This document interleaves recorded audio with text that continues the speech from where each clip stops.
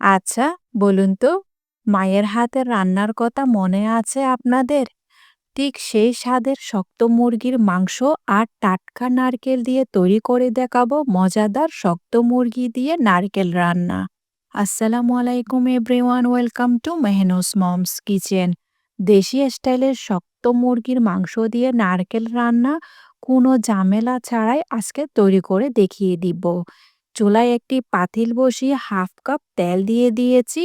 তেলের মধ্যে ৪টি এলাচ দিয়ে দিলাম, সে সাথে দিয়ে দিয়েছি ৪ থেকে ৫টি লবঙ্গ, ৭ থেকে ৮টি গোলমরিচ দিয়ে দিয়েছি, ১ ইঞ্চি মতো দারুচিনি দিয়ে দিলাম, সে সাথে দিয়ে দিয়েছি ৩টি তেজপাতা। তারপর দিয়ে দিয়েছি হাফ টি স্পুনের মতো জিরা, আস্ত জিরাটা নিয়ে নিয়েছি। এবার দিয়ে দিলাম হাফ কাপ পেঁয়াজ বাটা। পেঁয়াজ বাটা দিয়ে দেওয়ার পর তেলের মধ্যে পেঁয়াজ বাটা ভালো করে ভেজে নিয়েছি। পেঁয়াজ বাটা ১ মিনিট ভেজে নেওয়ার পর এর মধ্যে দিয়ে দিয়েছি ১ টেবিল স্পুনের মতো রসুন বাটা। তারপর দিয়ে দিলাম ২ টেবিল স্পুন আদা বাটা। যেহেতু শক্ত মুরগি তাই আদা বাটাটা একটু বেশি ইউজ করবেন। এবার ভালো করে ভেজে নিতে হবে যতক্ষণ না পর্যন্ত পেঁয়াজ, আদা, রসুন বাটা থেকে কাঁচা গন্ধ চলে যাবে ততক্ষণ পর্যন্ত ভেজে নিতে হবে। ১ টেবিল স্পুনের মতো লবণ দিয়ে দিয়েছি, ১ টেবিল স্পুনের মতো হলুদ গুঁড়া দিয়ে দিলাম, সেই সাথে দিয়ে দিয়েছি ১ টেবিল স্পুন মরিচের গুঁড়া। কালারটি সুন্দরের জন্য আমি দিয়ে দিলাম ১ টেবিল স্পুনের মতো কাশ্মীরি মরিচ গুঁড়া, ১ টেবিল স্পুন ধনে গুঁড়া দিয়ে দিয়েছি, ১ টেবিল স্পুন জিরা গুঁড়া দিয়ে দিলাম। সামান্য পানি দিয়ে ভালো করে মশলাটি কষিয়ে নিতে হবে যেন পুড়ে না যায়। পানি দিয়ে ভালো করে মশলাটি কষিয়ে নিব ২ থেকে ৩ মিনিট। মশলাটাকে ভালো করে কষিয়ে নিতে হবে যতক্ষণ না পর্যন্ত তেল উপরে ভেসে আসছে। তারপর আমি এখানে নিয়ে নিয়েছি ১ কেজি শক্ত মুরগি।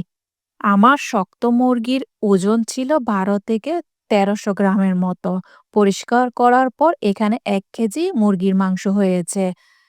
যখন মশলাটি কষিয়ে আসবে, তেল উপরে ভেসে আসবে, তখন আমি মুরগির মাংসগুলা দিয়ে দিয়েছি। মুরগির মাংসটি দিয়ে ভালো করে কয়েক মিনিট কষিয়ে নিতে হবে। কষিয়ে নেওয়ার কারণে মুরগির মাংসটি হয় একদম হাই লেভেলের। আপনারা আমার কথা মতো মুরগির মাংসটাকে ভালো করে কষিয়ে নিবেন।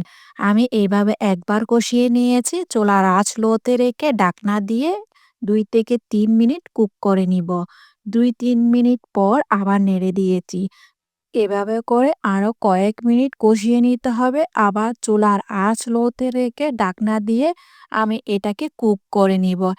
৩ থেকে ৪ মিনিট কুক করে নেওয়ার পর আবার নেড়ে দিয়েছি ঢাকনা উঠিয়ে। এভাবে করে কষিয়ে নিতে হবে এই শক্ত মুরগিটাকে। কষাতে, কষাতে দেখবেন তেল উপরে বেশি এসেছে। তেল যখন উপরে বেশি এসেছে তখন আপনার কষানো একদম হয়ে গিয়েছে। মাঝের মধ্যে ঢাকনা উঠিয়ে কয়েকবার নেড়ে ছেড়ে দিতে হবে, না হলে নিচে তলানিতে লেগে যাওয়ার সম্ভাবনা থাকবে। আমি এইভাবে করে ১০ থেকে ১৫ মিনিট কষিয়ে নিয়েছি। কষিয়ে নেওয়ার পর তারপর এটাকে আমি রান্না করতে বসিয়ে দিব। আমি এখানে গরম পানি ইউজ করেছি ২ কাপ। ২ কাপ ফুটন্ত গরম পানি দিয়ে এই শক্ত চিকেনটাকে আমি রান্না করে নিব। যেহেতু শক্ত মুরগি সেহেতু রান্না হতে একটু সময় লাগবে। গরম পানিটি দিয়ে এবার আমি শক্ত চিকেনটাকে রান্না করতে বসিয়ে রাখবো চুলার আঁচ লোতে রেখে। শক্ত মুরগিটা সেদ্ধ হতে থাক, এদিকে আমি নারকেলটা তৈরি করে নিচ্ছি। এখানে আমি একটি ফ্রেশ নারকেল নিয়ে নিয়েছি। নারকেলটাকে আমি উঠিয়ে পরিষ্কার করে নিব।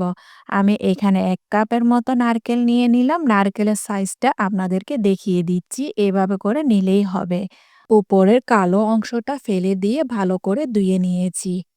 চেষ্টা করবেন নারকেলটা যেন মিষ্টি হয়। মিষ্টি নারকেল দিয়ে শক্ত মুরগি রান্না করলে এই মুরগির মাংসটা একদম অসাধারণ হয়। আমার মুরগির মাংসটা একদম সেদ্ধ হয়ে গিয়েছে। তারপর এখানে আমি নারকেলটা দিয়ে দিয়েছি। নারকেলটা দিয়ে মাংসের সাথে আরেকবার কয়েক মিনিট কষিয়ে নিয়েছি। আসলে এই শক্ত মুরগির রান্নার বৈশিষ্ট্যই হলো কষানো। যত কষাবেন ততই এই মুরগির মাংস খেতে হয় একদম অসাধারণ। কষানোর মধ্যে মাংসর টেস্টটা ফিরে আসবে। এবার দিয়ে দিয়েছি একটি বড় সাইজের টমেটোকে ফালি করে।